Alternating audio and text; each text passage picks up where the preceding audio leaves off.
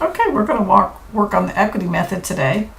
Right here we have Allison that bought 40% in Holister.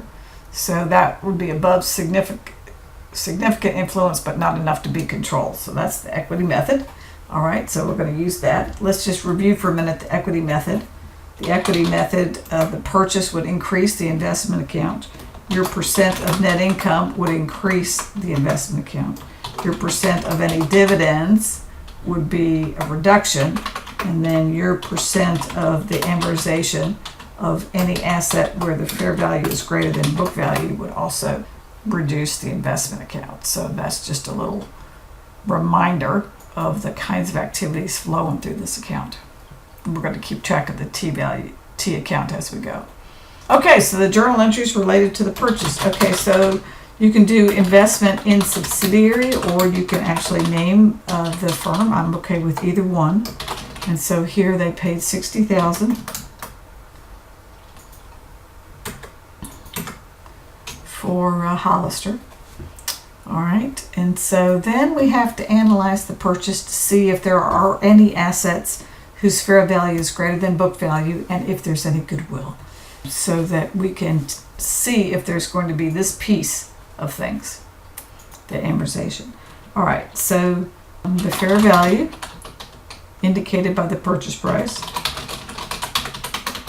We know that 40% was 60,000. So what is 100%? So that's plus the 40% divided by 0.4. So the implied fair value of the whole subsidiary was 150,000. They didn't buy the whole thing, but that's the implied fair value given the purchase. And so we want to take off the book value of net assets, and net assets are assets less liabilities. So what were the assets and liabilities? They tell us the book value was $200,000 on the purchase date, and the liabilities were $75,000. Okay, so the net is $125,000, and 40% of that. Notice how I'm keeping a column for 100%, the whole subsidiary, and a column for what Allison owns. A mistake that students make that gets them in trouble is to forget whether the number they have is already times the 40% or not. So I have students that forget to do times the 40% or do 40% and then 40% again. So heads up there. Okay, so then the difference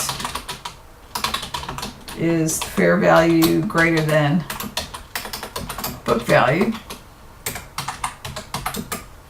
And we have to assign that. We have to assign it either to goodwill, or if there are any assets that are undervalued that were identified at the purchase, we have to do it for those. So they did tell us about a patent, and they said that it's worth $20,000 and the book value is $5,000.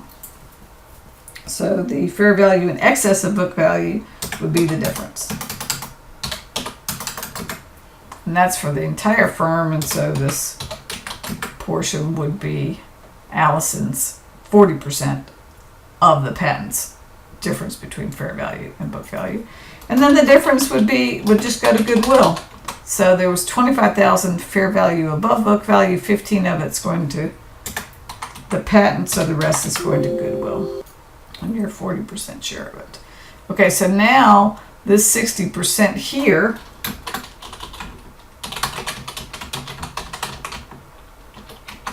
so the life was 6 years. So we divide that by 6. So what's going to go down here is that 1,000. Now some folks will calculate the 15,000, which is fine. Divide it by 6. That's fine. Just remember to take it times 40%, because only 40% of that excess will be amortized for Holister. Okay, so now let's do the percent share of income and percent share of dividends for the various years. Okay, so let's do 2014. So let's see here. Let's do their share of net income. And then the other side is equity in income of Holister. All right, and what did they make in 2014? They made $30,000, okay, and we get 40% of that.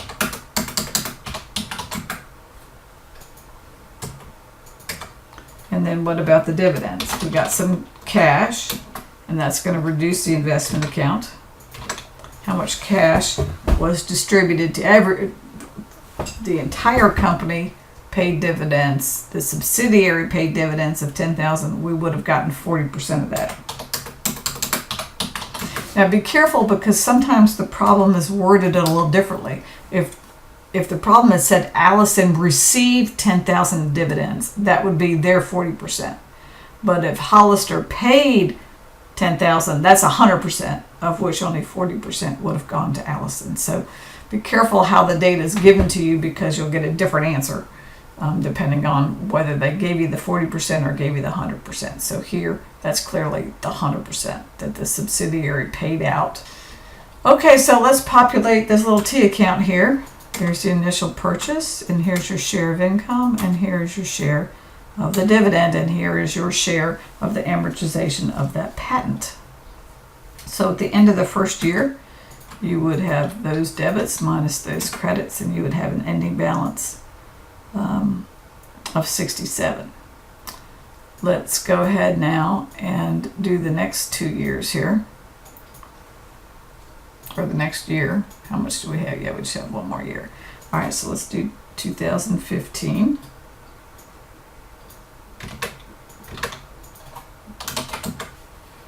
All right, and their income was, and by the way, at any time when we're going through these class activities, you can freeze and try to finish on your own. So that would be a real good idea now, if you could freeze and finish on your own, and then come back and see. Even if you needed some help getting started, it is always okay. In fact, it's the best practice to, at any time you can stop and be independent, go ahead and do so. And then you can start the video. You can even fast forward the video and just see, without even having to listen to the comments, unless you just want to, whether or not you now get it. Okay, so your share of net income, let's see, they made $50,000, and you will get 40% of that. And your share of their dividends, they paid total dividends of 15, of which you're going to get 40%. And we didn't do the journal entry for the amortization. We should do that. That would be a good idea for you to see what those look like.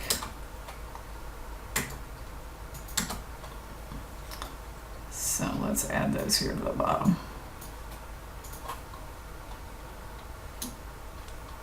That is going to reduce this equity and income.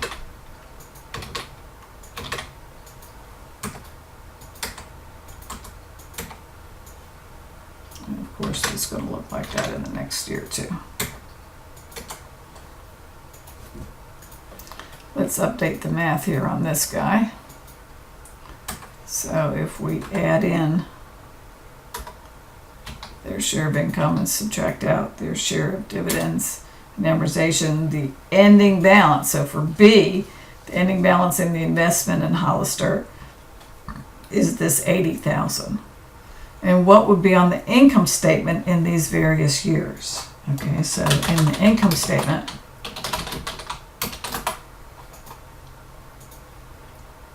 in 2014, you're going to have what? So let's look at the journal entries in 2014. So you're going to have equity income. It's going to be a credit, which makes it go up, and it's going to have a debit, which makes it go down.